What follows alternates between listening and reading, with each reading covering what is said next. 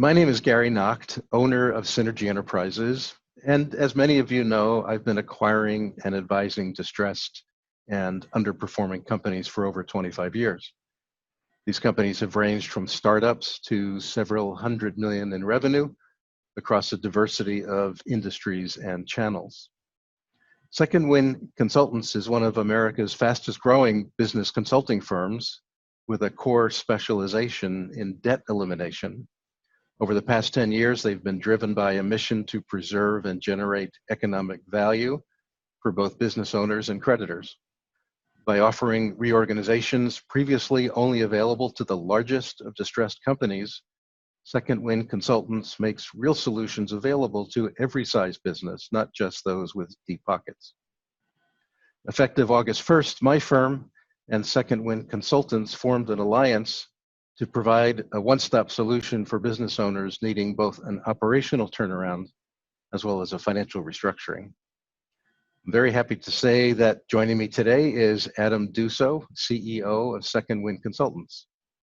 Adam has been with... Hi, Gary. Hi, Adam. Thank you.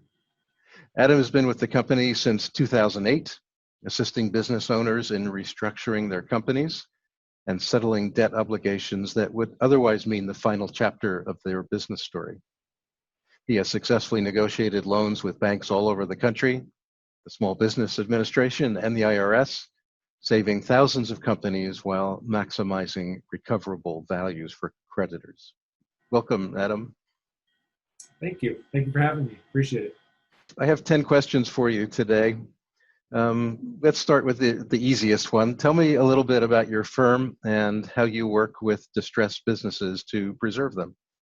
Sure. Our firm was founded by a once practicing bankruptcy attorney who would represent small and medium-sized businesses trying to obtain a financial turnaround by way of bankruptcy filing. However, in his experience and the experience of most bankruptcy attorneys, the vast majority of Chapter 11 filings fail to get to a successful discharge. And that's due to a number of the inefficiencies for bankruptcy, which is really geared to help larger institutions and doesn't facilitate reasonable resolutions for most smaller enterprises. So out of that frustration, the company was developed to provide an alternative to preserve underlying business value without having to face the inefficiencies of a bankruptcy. So we work with distressed business owners who oftentimes reach out to us based on their financial situation and lack of options that are available to them. And we work with them to create a plan that preserves their business by way of conducting a strategic short sale that is focused on preserving the underlying value rather than forcing it through a liquidation proceeding, which would guarantee the lowest possible recovery for all parties. And because we can work in the interest of all parties, including the seller / current business owner, as well as understanding the needs of all of the creditors on the cap table, we're able to come to a resolution that works for all parties and doesn't require the intervention of the courts. So you're talking, I think, about UCC Article 9. Primarily, yes. That's our number one tool for how we streamline these short sales, and it is one of our highest specialties. So talk a little bit about how that process works and how it removes or eliminates debt while preserving the underlying business. For the vast majority of business assets, they don't have a title or vehicle by which creditors and lenders can efficiently file liens to secure their interest in the collateral. That is facilitated through UCC filings under the Uniform Commercial Code. Article 9 of the Uniform Commercial Code is there to protect the interests of first position and fully secured creditors. So what it allows them to do is, with the right consents and valuations, to take possession of their collateral outside of a forced liquidation or bankruptcy proceeding and sell that collateral by way of private sale to any number of third parties for adequate consideration. What we do with Article 9 is where banks have an issue is they do require the consent of the existing business owner to conduct that transaction. And without there being something as part of the deal to give the owner the incentive to avoid personal bankruptcy, they fail to initiate the Article 9 on their own in a streamlined fashion.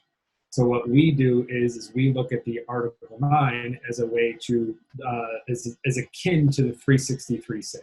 And if you can pre-package a deal that both offers a maximum return to the first position creditor and also offers an incentive to the seller, then you can streamline the consent that is needed to use Article 9 to strip off any debt other than the first position creditors debt. Understood. Now, I know that an owner through this process has to give up ownership. Tell me why an owner would do that. So an owner would do that mostly because they're headed towards a variety of alternatives where they're going to lose their equity position anyway. They are insolvent and don't have access to further capital, so the business will slowly wind down its operations, or they are in default with their existing creditors and are headed towards a path of liquidation if they don't proceed forward with some form of alternative. So when clients and business owners are faced with insolvency, their equity position in their business is valueless by definition. And also they are on a track where they are going to lose that equity anyway by one means or another. If you control it through an Article 9 sale, the business lives on. And oftentimes that preserves an opportunity for the owner to be employed with the new entity, maintain some level of control over the operations, and preserves the opportunity if they financially right themselves personally to where they would have an opportunity to re-enter that business in the future. So if losing the equity, which is valueless, is inevitable, creating a path that preserves their ability to participate in it, earn from it, and potentially re-enter into the business that they started, developed, and throughout the many years that they've owned their business, it is a superior alternative to losing ownership without any of those additional benefits. And you've done a lot of these transactions. Overall, can you give a percentage to how many of the deals that you've done like this have resulted in the owner continuing in the new co in some capacity and essentially earning his way out and retaining some value? The vast majority of them, I would say probably 75%, and that's a guess as in that standpoint. In most cases, if the business was the business owner's sole source of income, then keeping them part of the new company is part of what we seek after doing. We do also have clients to where they have other sources of revenue, other businesses or other jobs, and they are just looking to create an exit on a business that is no longer providing them any value.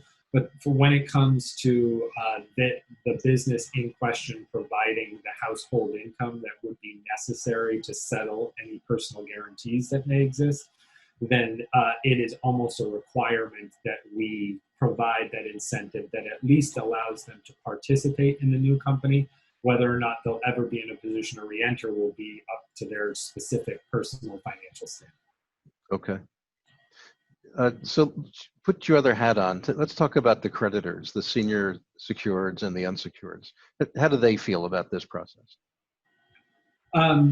Most of them at first feel confused because they haven't been through it. So a lot of our process is about education. But when they understand that when they're dealing with an insolvent, small to medium-sized business, that the Article 9 is going to give them the same value or greater that they would get through any other means, but they can do it in a fraction of the amount of time. And the business itself is going to cover all of the costs, and the bank or creditor doesn't have to invest any of the costs in forcible collection. It takes a while to get them to understand the process, but like any liquidation proceeding, once a bank or a creditor does one or two of these deals, it becomes their preferred method because of all of the efficiencies.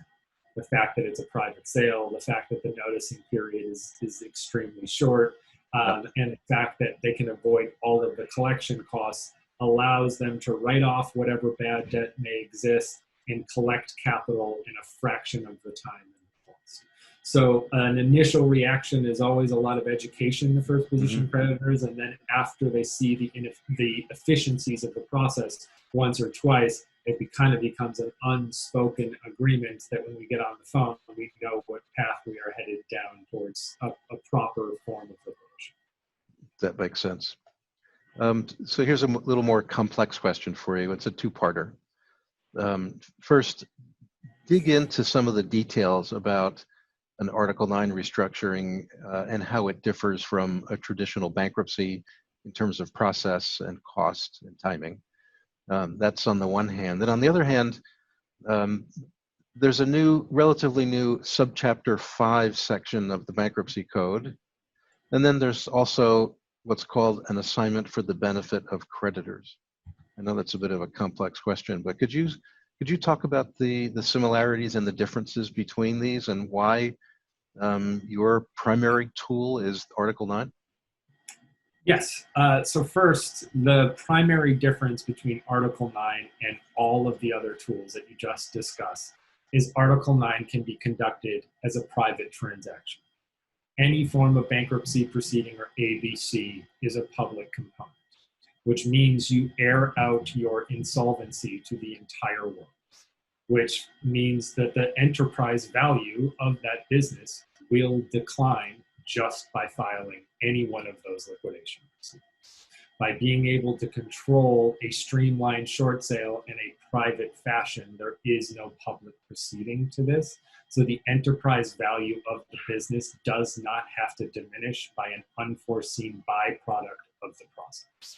So right from the top, the private aspect of the Article 9 is one of the reasons we find it superior. As a potential investor and having been there before, you obviously resonate with the difference between airing out insolvency in front of your customers and not having to do it. So that is the first aspect of it. The second aspect of, or just going into the process, the way Article 9 works is once a business is determined to be insolvent and the first position creditor is ready to call its note and start the forced collection process, what we do with the guarantors and the business borrowers is we go in and we create a plan. We identify a strategic purchaser, whether that's somebody who already exists within the institution, or we leverage our network of alliances to find strategic purchasers who are willing to come in and purchase the assets under an Article 9 transaction. We then package whatever seller incentive we need to, whether it's a future employment agreement or consulting agreement or something of that nature, and we bring everything to the first position creditor as a whole pre-packaged deal to them as to how to handle the liquidation.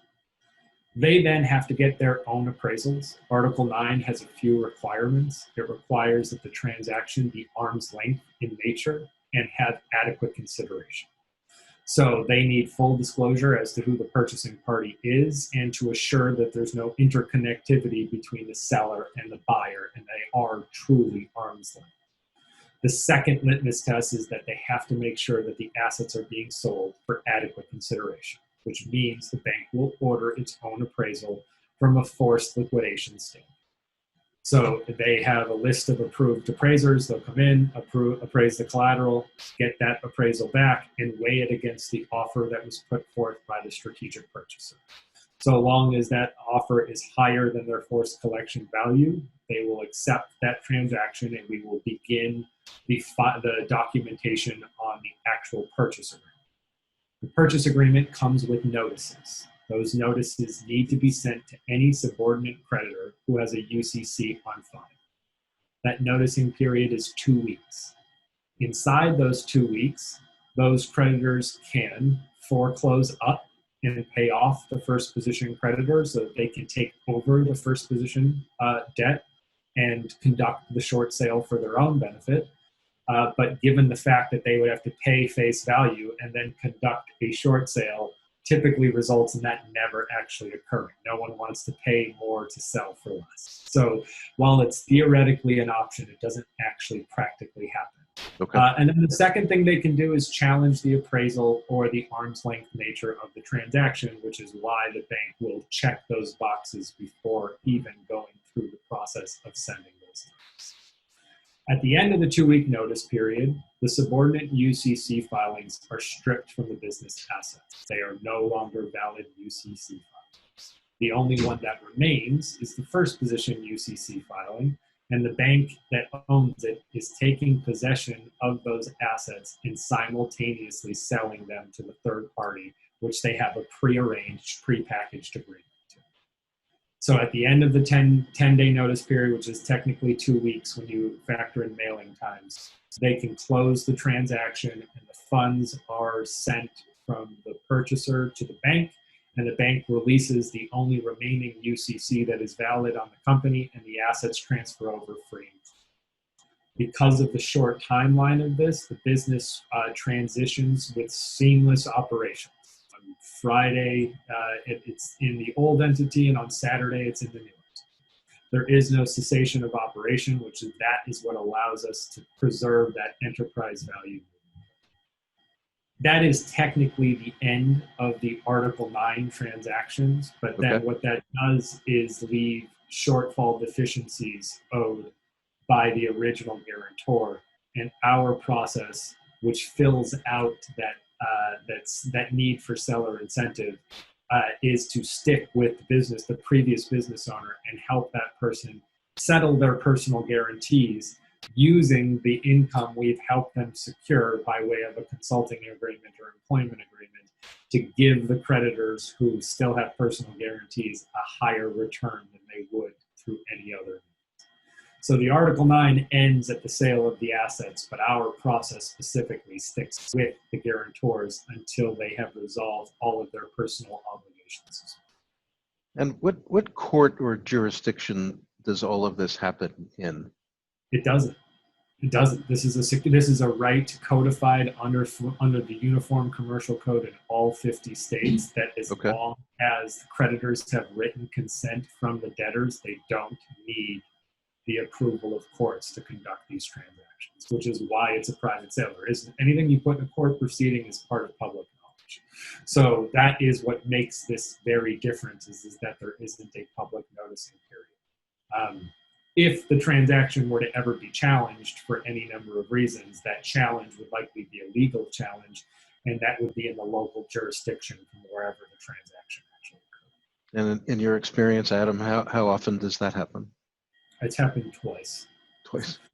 We've done it 1,500 times. It's happened twice.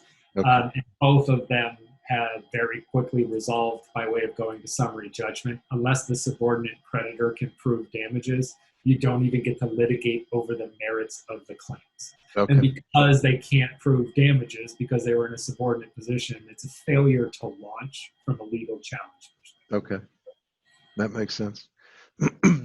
So now add additional comparisons between that process and bankruptcy and the assignment of the benefit of the creditors. Regardless of what chapter or subchapter of bankruptcy you put forth, you're putting all of the assets of the business in the hands of a trustee, which then has autonomy to liquidate or do whatever they feel is in the best interest of the creditors. So one of the biggest things in here is that the business owner loses control of the process. They don't get to determine necessarily who the buyer is. They don't get to negotiate any seller incentives for themselves. This then becomes only for the benefit of whatever the trustee feels is in the best interest of the creditors. Also, bankruptcy requires bankruptcy plans, which gives every single creditor on the cap table an ability to contest them for one reason or another. Okay. Each one of those challenges to a bankruptcy proceeding is essentially its own hearing and mini lawsuit in and of itself, which is why a Chapter 11 proceeding can take 2 years to get to one conclusion or another. It's kind of like herding cats. Getting all creditors to agree on a plan takes many, many months in negotiations back and forth. So the Article 9 only requires the consent of the first position creditor. So rather than trying to juggle the needs and demands of potentially a dozen different classes of creditors, you deal with the one that has the only monetary damages from a forced collection standpoint, and you enroll them as part of the process. And so that removes the need for consent. Consent is handled under the 2-week noticing period, which gives subordinate creditors a limited window and limited recourse to stop what are the inherent rights of the first position.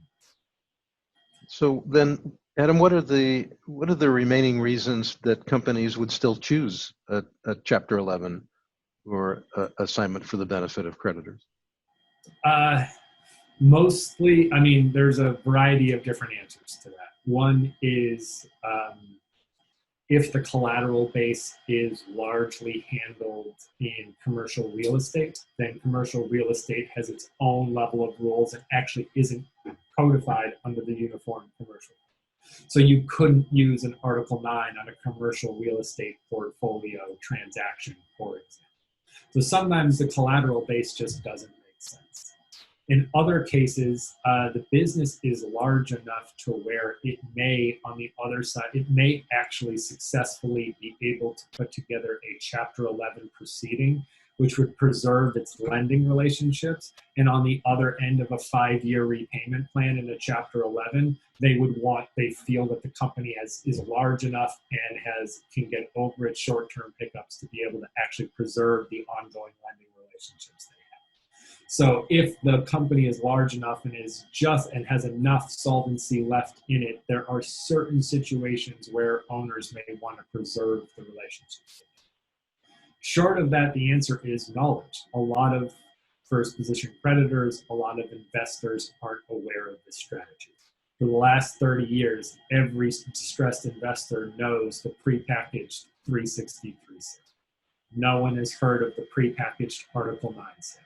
So if you've made a lot of money and wealth doing things one way, a new way of doing things is interesting, but without an actual need to shift your strategy, it's a slow educational arc moving one private equity group, one strategic investor at a time over towards thinking about a new way of doing things. You know, as a byproduct of the coronavirus environment we are finding ourselves in, we are now in a position where distressed investors are not going to be able to wait through the tsunami of bankruptcy filings to deploy capital. So there is now that outside need for investors to find a different way to deploy capital. So we've finally had some of that obstacles be removed by way of the crazy environment that we find ourselves in today. But previous to that, it was one private equity group at a time, one investment bank at a time, one asset-based lender at a time, getting them to understand that there is a way that you can avoid all the costs and times and the negative externalities of bankruptcies and publicly facing insolvency proceedings by way of an order. I can also weigh this against an assignment of the benefit of the creditors, which is not a bankruptcy, but it's a bankruptcy alternative where you essentially choose your own trustee and all of the other hiccups are required. All of the creditors need to agree to your plan. All of the creditors can contest your plan, and until you get a global resolution with all parties, the business stagnates in a situation where it doesn't really qualify for future financing, and it remains in a public state of insolvency until a resolution presents itself. Which oftentimes is why Chapter 11s are converted to a Chapter 7 eventually and just formally. Right. And if a company is struggling and heading down a path to having to do something, what are the markers as far as when a company should initiate an Article 9 process with you? Yeah, so it is, I mean, the main indicators or the macro indicators that we state is that if you look at your business balance sheet and the enterprise value is less than your outstanding debt, then especially it's including long-term and short-term liabilities, you're not going to be able to raise more capital. You're not going to be able to raise more investment. So unless you have a path that is clear towards turning that around, you are going to end up in an insolvency proceeding by one means or another. The same thing is true from a coverage ratio standpoint. If you realize that based on your new level of revenue, that you are less than a 1 coverage ratio, then without a short-term injection of liquidity, you are also heading for an insolvency proceeding by one means or another. And the lastly is just to look at the asset side of the balance sheet, and if just the hard assets of the business do not outweigh the long-term liabilities of the company, then you are also in a different state of insolvency and should consider this before your back is up against the wall with judgment filings and things of that nature. Yeah, I'd add a couple of things to that, Adam. I've been working with distressed companies for a long time, 25 plus years.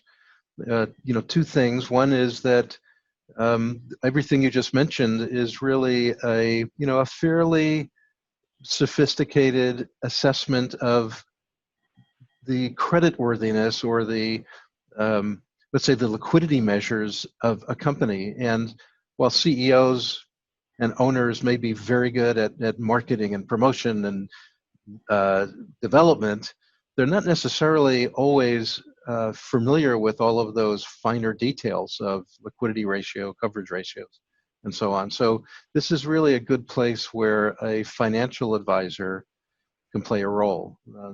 It's very important for companies, and I say this over and over again every chance I get. It's really important to have visibility into the future, because even if today, you're struggling, but in decline, the ability to see forward 3, 6, 9, 12 months and find out that in 3, 6, 9 months from today, the liquidity issue will become more acute. Then even though everything is relatively fine today, now is the time to do something. You don't want to wait until that last minute. I couldn't agree with you anymore. One of the biggest reasons that I find that most of my clients end up in a status of default with their creditors is a lack of financial guidance. They don't have a CFO. They might have a COO. They might have all of these other C-level positions, but for whatever reason, business owners like to believe that they can be their own CFO, and it's its own position, and it's church and state, honestly. Mm-hmm. CEOs want to do every project. They receive return in every single thing that they do, and if they don't have a counterbalance to them helping manage the financial aspect to it, they will do every project. They will take on every loan because they believe that they will return on investment on every single thing that they do. Right. So, one of the things that we work with a lot of the entities or purchasing entities is making sure that we are aligning this new group with the right financial support. Because one of the things we do like to say at Second Wind here is no repeat business. So, we clean up the balance sheet once, we put it back into new ownership, and we want to see it continuing to generate jobs and income and economic value. We actually are only looking to do it. Let me flip the perspective for a second. We've been talking a lot about companies, debt, and creditors, but there is that third link here, which is the investor who's coming in to buy those assets. If you are an investor who is looking to find opportunities like this, how does the business owner or you find people like that? Well, we've spent a lot of time by way of Bob, who you now know, creating alliances and strategic relationships with asset-based lenders, private equity groups, M&A transactionalists, and strategic purchasers. So whether those are family shops or otherwise, these are businesses that are right now or previous to the downturn that we find ourselves in. We're fighting over deal flow at enterprise values that were higher than we've seen in a decade.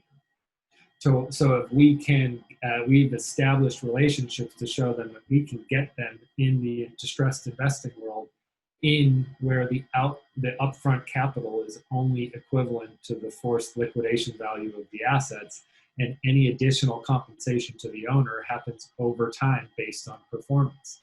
So we get you in at auction values, and any additional compensation is contingent upon you hitting your projected ROI numbers based on cash flow. So you can't, that's why we go to asset-based lenders, because they love to lend on forced liquidation value. So that means a strategic buyer or private equity group can come in, use cash, and then refinance really all the capital that they put into the transaction back out using an asset-based lender and recycle that cash into another transaction. So it fits well in that space.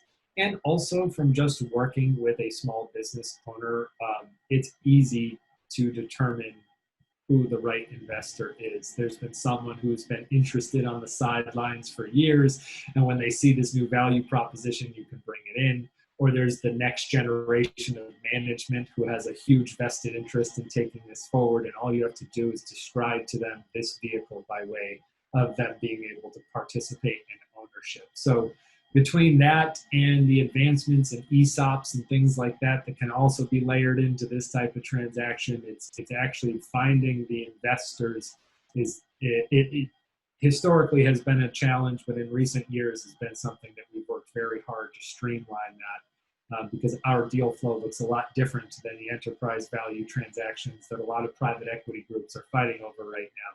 And once we educate people by way of Bob's work and the alliance space work, it allows us to have a constant pipeline. One of the issues we really haven't addressed is that it's important to know what the cause was of the company getting into a difficult financial situation. And when you have a new investor coming in looking to buy assets or intellectual property, all of that at a liquidation value, which is very attractive, you also have to address the operational issues that led to that situation in the first place. Yeah, absolutely. And a lot of this, again, it stems back to poor financial management and planning. There are some of these companies we've talked to that had never seen a 12-month projection until we made one for them.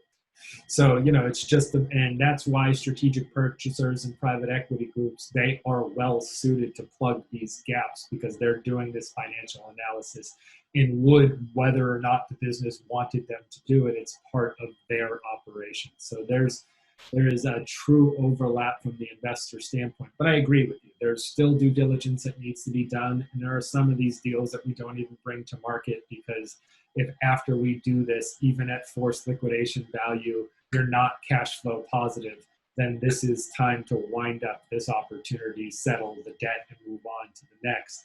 But if we can preserve enough contract value and revenue and things of that nature, that's where that enterprise value really needs to be preserved, and that's where the company is based off of. So we work a lot having a queue of investors who understand our mission and how we approach those things, and understanding that we would be bringing them all positive EBITDA businesses and be able to identify what triggered the initial default. Right, and of course that's where we come in too. We've been doing turnaround advisory work for a very long time, and we typically step in to companies that have, for one reason or another, fallen into negative cash flow, negative liquidity, and we come up, just like you're working on the financial restructuring side, what we do is we work on the operational restructuring, and by marrying those two things together, when that closing takes place, you've not only fixed the finances, but you now have a very clear path operationally about how to continue to grow the company and keep it profitable. Yeah, and I will state from our standpoint, we do mainly focus on the balance sheet financial reorganization as part of the transaction and settling the debt.